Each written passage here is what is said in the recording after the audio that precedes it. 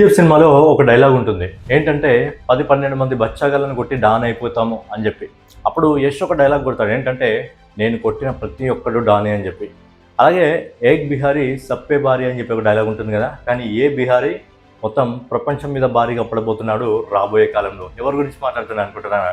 వైభవ్ సూర్యవంశ. అబ్బా వాటే నాకు వైభవ్ సూర్యవంశితో పాటు నేను జరిగే మ్యాచ్ డీటెయిల్స్ గురించి మాట్లాడుకుందాం. ఏంటంటే match number 16 season number 19 Rajasthan Royals versus royal Challengers Bengaluru. రెండు రాయల్స్ టీమ్స్ మధ్య నిన్న 4 అయితే జరిగింది. మ్యాచ్ వర్షం వల్ల కొద్దిగా డిలే అయింది, కానీ ఎంటర్టైన్మెంట్ మాత్రం ఎక్కడ తగ్గలేదు. వెన్యూ వచ్చేసి గౌహతి స్టేడియం. సో టాస్ గెలిచింది ఎవరో అంటే రాజస్థాన్ రాయల్స్, బ్యాటింగ్కి ఆహ్వానించింది రాయల్ ఛాలెంజర్స్ బెంగళూరుని. సో బెంగళూరు ఏంటంటే స్టార్టింగ్ నుంచే తడబడ్డం మొదలుపెట్టింది. మొదటి బాల్కే ఆర్చర్ పట్టేశాడు మన ఫిల్ సాల్ట్ని. సో తర్వాత కంటిన్యూగా వికెట్లు పడుతూనే ఉన్నాయి. ఎవరు కూడా ఎక్కువసేపు కుదరలేకపోయారు. సో మిడిల్ ఆర్డర్లో వచ్చిన మన రజత్ పటిదారే కొద్దిగా టీంని గౌరవప్రదమైన స్కోర్ అందించడంలో కొద్దిగా హెల్ప్ అయ్యాడని చెప్పొచ్చు. ఎందుకంటే మనము ఒకసారి స్టాటిస్టిక్స్ చూసుకున్నట్లయితే ఫిల్ సాల్ట్ 0 పరుగులకి అవుట్ కావడం జరిగింది. అలాగే విరాట్ కోహ్లీ 16 బంతుల్లో 32 పరుగులు చేసి తర్వాత రవి బిష్ణోయ్ బౌలింగ్లో క్లీన్ బౌల్డ్ కావడం జరిగింది. తర్వాత వచ్చి దేవదత్ పడికల్ ఈరోజు మనోడిది అంతగా రోజు లేదు. ప్రతి మ్యాచ్లో ఆడుతున్నాడు, బట్ ఈ మ్యాచ్లో అంతగా లేదు. ఎందుకంటే ముందు నుంచి ప్రెజర్ తీసుకోవడం జరిగింది. 14 పరుగులకి అవుట్ కావడం జరిగింది. తర్వాత కృణాల్ పాండ్యా 1 పరుగుకి అవుట్ కావడం జరిగింది. తర్వాత జితేష్ శర్మ 5 పరుగులు. టిమ్ డేవిడ్ నిన్నటి మ్యాచ్లో చేతులు ఎత్తేయడం జరిగింది. కేవలం 13 పరుగులు ఇచ్చేయడం జరిగింది. అలాగే షెఫర్డ్ 22 పరుగులు చేయడం జరిగింది. లాస్ట్లో ఇంపాక్ట్ ప్లేయర్గా వచ్చిన వెంకటేష్ అయ్యర్ 29 పరుగులు చేయడం జరిగింది. ఇంకా భువనేశ్వర్ కుమార్ 9 పరుగులు చేయడం జరిగింది. సో ఓవరాల్గా ఏంటంటే రజత్ పటిదార్ ఏంటంటే కన్సిస్టెన్సీగా తన పర్ఫార్మెన్స్ని అయితే, తన ఫామ్ని అయితే చూపిస్తున్నాడు. నిన్న కూడా కెప్టెన్స్ ఇన్నింగ్స్ అయితే ఆడడం జరిగింది. రజత్ పటిదార్ 40 బాల్స్లో 4 4లు 4 6లతో 158 స్ట్రైక్ రేట్తో 63 పరుగులు చేయడం జరిగింది. ఓవరాల్గా 20 ఓవర్లలో 8 వికెట్లు నష్టపోయి రాయల్ ఛాలెంజర్స్ బెంగళూరు 201 పరుగులు చేయడం జరిగింది. సో బౌలింగ్ డిపార్ట్మెంట్ చాలా బాగా పనిచేసింది మనకు రాజస్థాన్ రాయల్స్. ఆర్చర్ 2 వికెట్లు తీసుకోవడం జరిగింది. అలాగే రవి బిష్ణోయ్ 2 వికెట్లు తీసుకోవడం జరిగింది. బ్రిజేష్ శర్మ 2 వికెట్లు తీసుకోవడం జరిగింది. సందీప్ శర్మ 1 వికెట్ తీసుకోవడం జరిగింది. అద్భుతమైన బౌలింగ్ అయితే వేయడం జరిగింది. నా బౌలింగ్ డిపార్ట్మెంట్ ఇంకా బ్యాటింగ్ డిపార్ట్మెంట్ రాజస్థాన్ రాయల్స్లో కలిసికట్టుగా పనిచేసి ఈ సీజన్లో 4కి 4 విజయాలు అనుకోవడం జరిగింది. 4 విజయాలు నాకు తెలిసి 11 సంవత్సరాల తర్వాత ఇలా 4 విజయాలు అనుకోవడం జరిగింది రాజస్థాన్ రాయల్స్. ఇప్పుడు ఆడిన అన్ని మ్యాచ్లో కూడా ఈ మొత్తం ఏవైతే టీమ్స్ ఉన్నాయో కంటిన్యూగా 4 మ్యాచ్లు ఏ టీం కూడా గెలవలేదు. ఇప్పుడు మిగతా అన్ని టీములు కూడా మిగతా 3-2, 3-2, 3-2 ఉన్నాయి. బట్ ఏంటంటే రాజస్థాన్ రాయల్స్ మాత్రమే 4 మ్యాచ్లు గెలవడం జరిగింది. అండ్ రాజస్థాన్ రాయల్స్ నిజంగా ₹1,00,00,000 అనుకుంటా, ₹1,00,00,000 ₹2,00,00,000 వైభవ్ సూర్యవంశిని తీసుకుంది. కానీ 100 కోట్ల డైమండ్ కొనుక్కొని దగ్గర పెట్టుకుంది. మరి డైమండ్ని వేరే దగ్గరికి పోనీయొద్దు. ఈ డైమండ్ వీళ్ళ దగ్గర ఉంటే రాబోయే కాలంలో చాలా అంటే చాలా విధ్వంసం క్రియేట్ చేయబోతున్నాడు. 15 సంవత్సరాల కుర్రాడు, 15 సంవత్సరాల ఎక్స్పీరియన్స్ ఉన్న చాలామంది ప్లేయర్లను, 15 సంవత్సరాల ఎక్స్పీరియన్స్ ఎక్కువగా ఉన్న చాలామంది ప్లేయర్లను ఉతికారేస్తున్నాడు వైభవ్ సూర్యవంశి. వాటే నాకని చెప్పాలి, ఈ మ్యాచ్లోనే కాదు, ఏవైతే మనకు జరిగిన మిగతా మ్యాచ్లు ఉన్నాయో మిగతా మ్యాచ్లో అన్నిట్లో కూడా ఎక్స్ట్రాడినరీ పర్ఫార్మెన్స్ అయితే ఇవ్వడం జరుగుతుంది. చెప్తున్నాను కదా, ఏక్ బిహారీ సప్పే భారీ కాదు, ఏక్ బిహారీ మొత్తం ప్రపంచం పైన భారీగా పడబోతున్నాడు. మరికొద్ది రోజుల్లో వైభవ్ సూర్యవంశి రెడీగా ఉన్నాడు టీమిండియాకి ఆడడానికి. చాలామంది వైభవ్ సూర్యవంశి లాస్ట్ సీజన్లో ఆడినప్పుడు ఏదో ఒక సీజన్లో నడిచిపోయింది, ఈ సీజన్లో ఆడాడు, ఈ సీజన్లో ఎక్స్పోజ్ అయిపోతాడని చెప్పి చాలామంది పెద్ద క్రికెటర్లు కూడా మనోడి మీద మాట్లాడడం జరిగింది. బట్ ఏంటంటే మనోడు ఎక్కడ కూడా ఆగట్లేదు.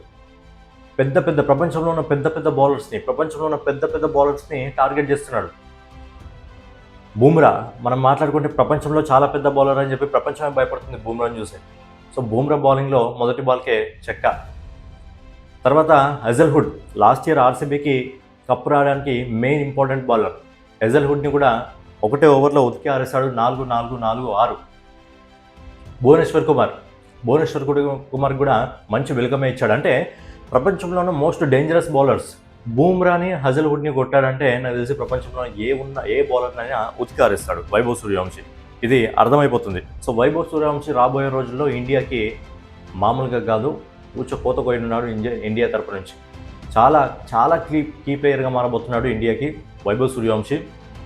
మామూలుగా ఉండదు. ఇక రికార్డులు నాకు తెలిసి ఎన్ని రికార్డులు గెలుతాయో తెలియదు. ఒకసారి మనము ఓవరాల్గా ఈ సీజన్లో వైభవ్ సూర్యవంశి గురించి మాట్లాడుకున్నట్టయితే, నిన్నటి మ్యాచ్లో ఏదైతే ఆర్సీబీతో జరిగిందో, ఆర్సీబీతో 26 బాల్లో 78 పరుగులు అండ్ 15 బాల్లో హాఫ్ సెంచరీ కంప్లీట్ చేశాడు. నిన్నటి మ్యాచ్లో 26 బాల్లో 78 పరుగులు చేశాడు.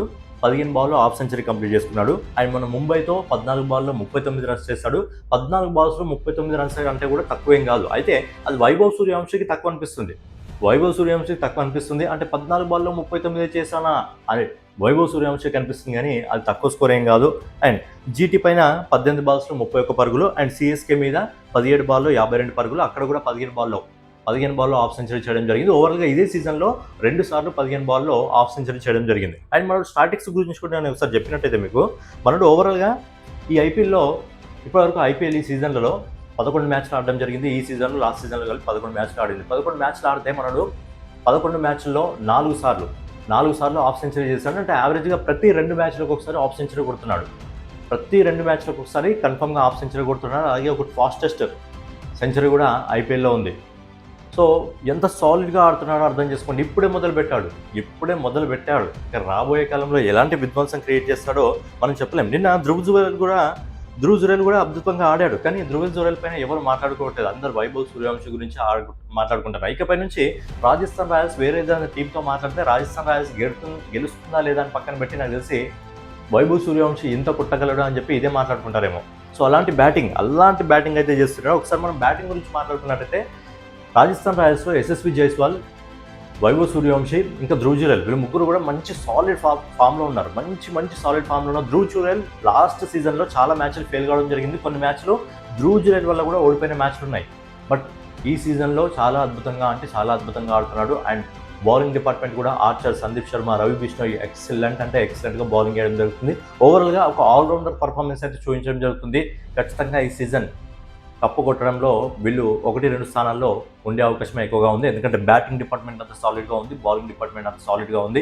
ఈ మ్యాచ్లోనే ఇలా పర్ఫార్మెన్స్ చేస్తున్నారంటే ఇంపార్టెంట్ మ్యాచ్లో ఇంకెంత జాగ్రత్తగా అద్భుతంగా పర్ఫార్మెన్స్ చేస్తారో ఒకసారి మనం చూడాలి. ఇక యశస్వి జైస్వాల్ 13 రన్లకు అవుట్ కావడం జరిగింది.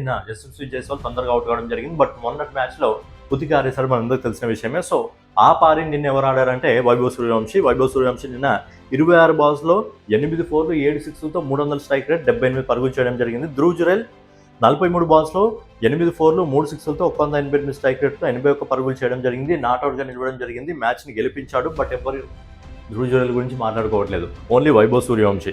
తర్వాత హిట్ మైర్ 0 పరుగులకే అవుట్ కావడం జరిగింది. రియాన్ పరాగ్ 3 పరుగులు, రవీంద్ర జడేజా 24 పరుగులు. ఓవరాల్గా 18 ఓవర్లలో 4 వికెట్లు నష్టపోయి 202 పరుగులు చేసి ఇప్పుడు టేబుల్లో నెంబర్ 1 ప్లేస్లో ఉన్నారు. 4 మ్యాచ్లు గెలిచి నెంబర్ 1 ప్లేస్లో ఉన్నారు. అండ్ ఆర్సీబీ వచ్చేసి 3 మ్యాచ్ల్లో ఇప్పుడు 2 మ్యాచ్లు గెలిచి సేమ్ అదే స్థానం 3వ స్థానంలోనే ఉన్నారు. ఓవరాల్గా ఏంటంటే వైభవ్ సూర్యవంశీ 4 మ్యాచ్ల్లో కలిపి ఈ సీజన్లో 4 మ్యాచ్ల్లో కలిపి 200 పరుగులు చేయడం జరిగింది. 2 హాఫ్ సెంచరీలు చేయడం జరిగింది. చాలా ఫాస్ట్గా, అవి కూడా 15 బాల్స్లో ఆర్సీబీ మీద ఇంకా సిఎస్కే మీద. సో ఏంటంటే వైభవ్ సూర్యవంశీ ఈ ఐపీఎల్లో చాలా మందికి తలనొప్పిగా మారబోతున్నాడు పెద్ద బౌలర్లకు. ఎందుకంటే బూమ్రా ఇంకా హజల్వుడ్నే కొట్టాడంటే నాకు తెలిసి ఇంకా ఏ బౌలర్లు కూడా మ్యాక్సిమం వైభవ్ సూర్యవంశీని ఆపే అవకాశం అయితే లేదు అన్నట్టు కనిపిస్తుంది. మరి రాబోయే కాలంలో టీమిండియాలో ఎంటర్ అయిన తర్వాత సో ఎవరైతే ఇప్పుడు వైభవ్ సూర్యవంశీ మీద ఒక టీంలో ఉన్నాడు కాబట్టి వేరే టీం వాళ్ళు ఎవరైతే ఫ్యాన్స్ హేట్ చూపిస్తున్నారో అదే ప్లేయర్ రేపు ఇండియాకి వచ్చి ఇండియా తరపు నుంచి విధ్వంసం క్రియేట్ చేయబోతున్నాడు. గుర్తుంచుకోండి, ఇదే వైభవ్ సూర్యవంశీ. కొంతమంది ఇప్పుడు వైభవ్ సూర్యవంశీ పైన రేట్ ఎవరైతే చూపించబోతున్నారో ఇప్పుడు ఐపీఎల్లో ఒక టీం తరపున ఉన్నాడు కాబట్టి రేట్ చూపిస్తున్నారు. కాకపోతే ఫ్యూచర్లో ఇదే ప్లేయర్ ఇండియాకి కీ ప్లేయర్గా మారబోతున్నాడు. ఇండియా తరపు నుంచి చాలా విధ్వంసం క్రియేట్ చేయబోతున్నాడు. చాలా రికార్డులని తన ఖాతాలో వేసుకోబోతున్నాడు వైభవ్ సూర్యవంశీ. అందుకే రాజస్థాన్ రాయల్స్కి ఇంకా మిగతా టీంకి మ్యాచ్ జరిగినప్పుడు ఏ టీం గెలుస్తుంది అని పక్కన పెట్టి వైభవ్ సూర్యవంశీ ఈరోజు ఏం చేస్తాడు, ఎన్ని బాల్స్లో హాఫ్ సెంచరీ కొడతాడు, ఎవరు కొడతారు, ఎంతవరకు కొడతారు, ఏ బౌలర్ని కొడతాడు అన్న రేంజ్లో మాట్లాడుకోవడం జరుగుతుంది. అంటే వైభవ్ సూర్యవంశీ క్రియేట్ చేసిన ఇంపాక్ట్ అనేది అలాగే ఉంది. 15 సంవత్సరాల కుర్రాడు, 15 సంవత్సరాల కంటే ఎక్స్పీరియన్స్ ఎక్కువగా ఉన్న ఆపోజిట్లో కింగ్ కోహ్లీ టీం ఉంది. విధ్వంసకర బ్యాటర్లు ఉన్నారు, విధ్వంసకర బౌలర్లు ఉన్నారు. అయినా కానీ ఉతికి ఆరేశాడంటే వైభవ్ సూర్యవంశీ ఎలాంటి టెంపోతో బ్యాటింగ్ చేస్తున్నాడో మనకు అర్థమవుతుంది. సో ఓవరాల్గా ఇది అనమాట నిన్నటి మ్యాచ్లో వైభవ్ సూర్యవంశీ మొత్తం మ్యాచ్ని సింపుల్గా చెప్పాలంటే మనసులు దోచేశాడు, మా మ్యాచ్ని దొంగలించేశాడు అని చెప్పేసి చెప్పుకోవచ్చు అనమాట. సో ఓవరాల్గా ఇదనమాట వైభవ్ సూర్యవంశీ బ్యాటింగ్ మీకు ఏ విధంగా అనిపించింది అనేది మీ ఒపీనియన్ కామెంట్ రూపంలో తెలియజేయండి. సో వీడియో మీకు నచ్చినట్లయితే ఖచ్చితంగా ఛానల్ సబ్స్క్రైబ్ చేసుకొని మన JT స్పోర్ట్స్ అప్డేట్ ఛానల్ని ఫాలో అవుతుండండి. జై హింద్, జై భారత్, నమస్తే.